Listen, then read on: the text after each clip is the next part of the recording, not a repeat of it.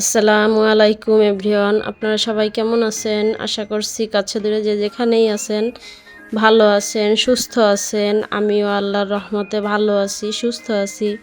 রুমাস family blog থেকে আমি রুমা আরও একটি ব্লগ নিয়ে চলে এসেছি আপনাদের মাঝে। আশা করছি আজকের ব্লগটি আপনাদের কাছে অনেক অনেক ভালো লাগবে। যাই হোক, সকালবেলা এই যে নাস্তা বানানো থেকে শুরু করে টুকিটাকি যেটুকুই কাজ ছিল আমি করে নিয়েছি। আর এই যে দেখতে পাচ্ছেন আমার ফুল গাছে কিছু টগর ফুল, আর এটা কি ফুল আমি অবশ্যই নাম জানি না, ফুটেছে আর কি, খুবই ভালো লাগছিল। আর সকালে নাস্তা টাস্তা করে ওর বাবা যখন চলে গিয়েছে তারপরে এই যে দেখতে পাচ্ছেন আমি পাকের ঘরে কিছু থালা বাসন হয়েছে সকালে খাওয়া দাওয়ার পরে আর কি, সেগুলোই আমি ধুয়ে নিব।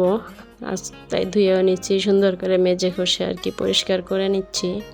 আর আজকে হচ্ছে আমি আমার পাকের ঘরটা সুন্দর করে ডিপ ক্লিন করব, সেটাই আপনাদের সাথে শেয়ার করব। শুধু পাকের ঘর না, আমার র্যাক, তারপর এই যে ছোট র্যাক, উপরে তাকের উপর যেগুলো রয়েছে সব কিছুই আর কি সুন্দর করে পরিষ্কার করব, আর সেগুলোই আর কি আপনাদের সাথে শেয়ার করব।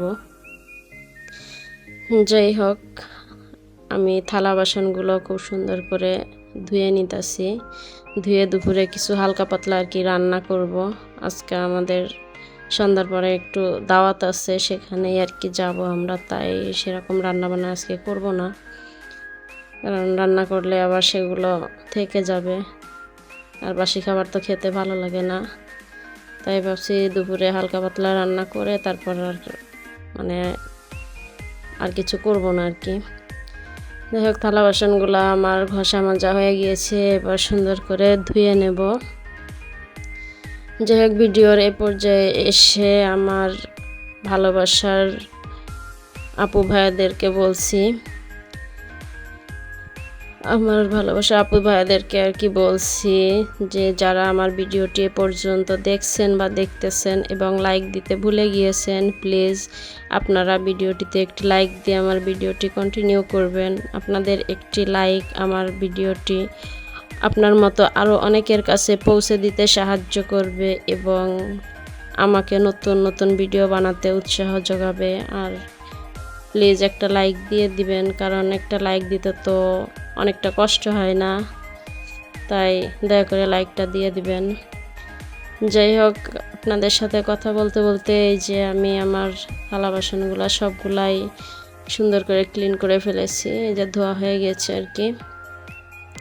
তারপরে যে চলে এসেছি দুপুরে টুকিটাকি একটু রান্না বান্না করতে। আজকে দুপুরে আমি এই যে আলু ভর্তা আর ইলিশ মাছ ভাজা করছি, ডালও রান্না করছি, কিন্তু ডালটা আর কি সে ক্যাপচার করতে আমার মনে নাই। তাই যাই হোক, আজকে সামান্য খাবারই রান্না করছি আজকে দুপুরে, যেহেতু বিকালে বাইরে সন্ধ্যার পরে আর কি বাইরে যাব, রাতের খাবারটা সেখানেই খাওয়া হবে আমাদের, তাই দুপুরের জন্য আমি সামান্য খাবারই বানিয়ে নিয়েছি। আর এই খাবারটা আসলে আমার খুবই পছন্দ, ইলিশ মাছ ভাজাটা অনেক ভালো লাগে আমার। আর এই যে দেখতে পাচ্ছেন আমি এই যে আমার জারগুলো সব আস্তে আস্তে সুন্দর করে মুছে নিয়েছি আর কি, ধোয়া পাকলা করিনি, কারণ জারগুলো যখনই খালি হয় তখনই আমি সুন্দর করে ধুয়ে রাখি, তাই অতটা ময়লা কখনোই হয় না।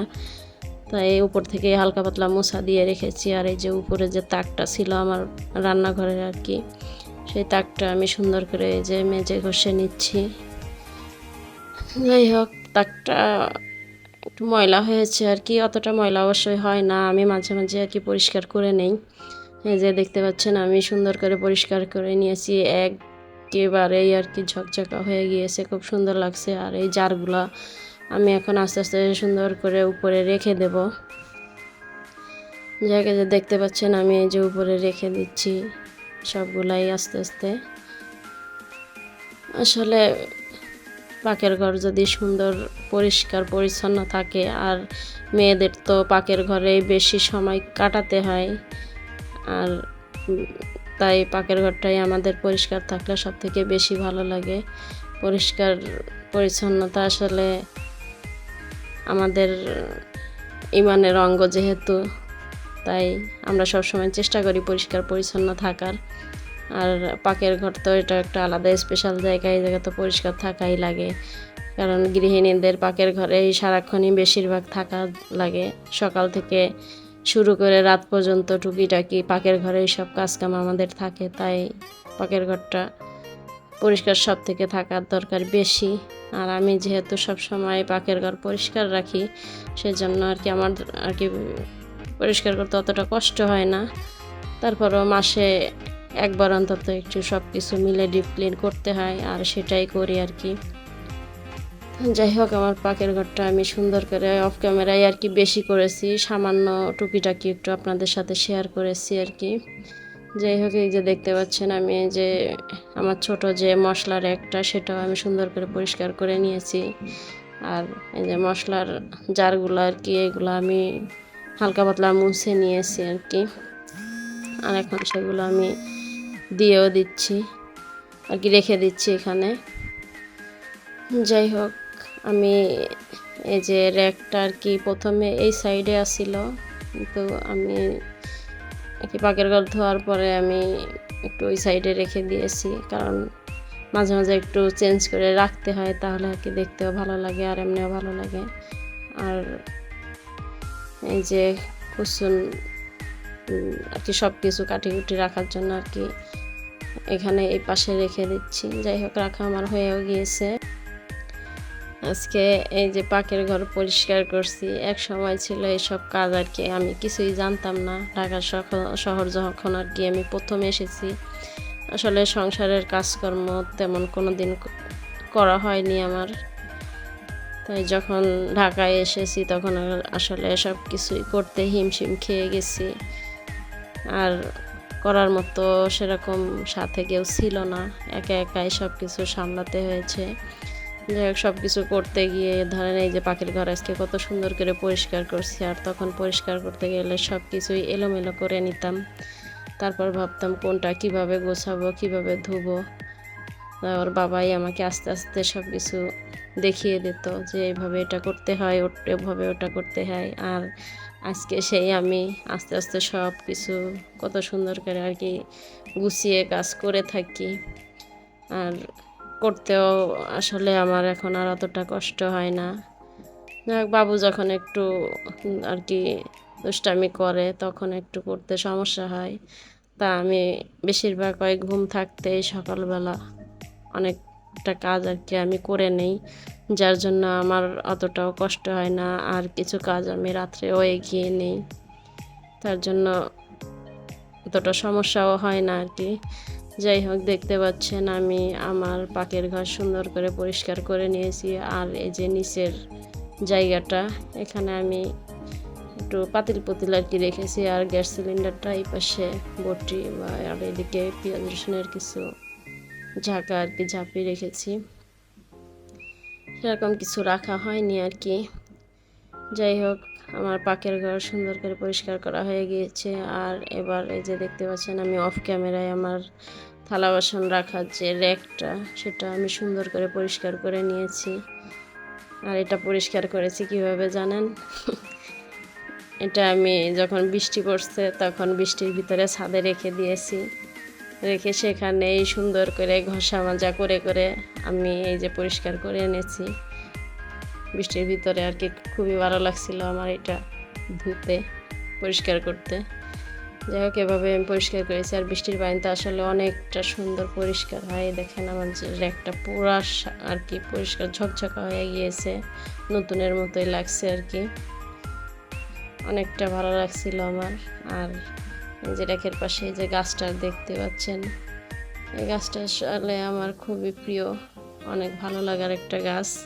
গাছটা আর কি অনেকটা আর কি ঝাঁপানো পাতা দিয়ে, ডালপালা দিয়ে, খুবই ভালো লাগে আমার গাছটা। আমার ছেলে আমাকে এনে দিয়েছিল, তাই আমি বেশিরভাগ এটা এখানেই রাখি। মাঝে মাঝে বারান্দায়ও নিয়ে যাই, কারণ গাছপালা একটু রোদ পাওয়ার দরকার আছে তাই।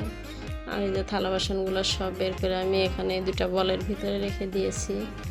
এগুলো আবার আমি অফ ক্যামেরায় যে সুন্দর করে র্যাকের ভিতর গুছিয়েও নিয়েছি। যাই হোক, আমার পাকের ঘরের যতটুকু কাজকর্ম ছিল বা পাকের ঘরের জিনিসপত্র যাই ছিল, আমি সব কিছুই সুন্দর করে ক্লিন করে নিয়েছি। এতটা মানে সব কিছু সুন্দর পরিষ্কার থাকলে মনের ভিতরে এতটা শান্তি লাগে কি বলবো।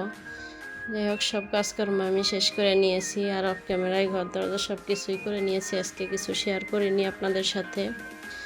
যাই হোক, ভিডিওর এ পর্যায়ে এসে আমি আবারও বলছি, আমার ভিডিও দেখতে দেখতে আমার কথাবার্তা বা কাজের কোনো অংশ যদি আপনাদের কাছে ভালো লেগে যায়, তাহলে আপনাদের পছন্দ মতো সুন্দর একটি কমেন্ট করে দিবেন।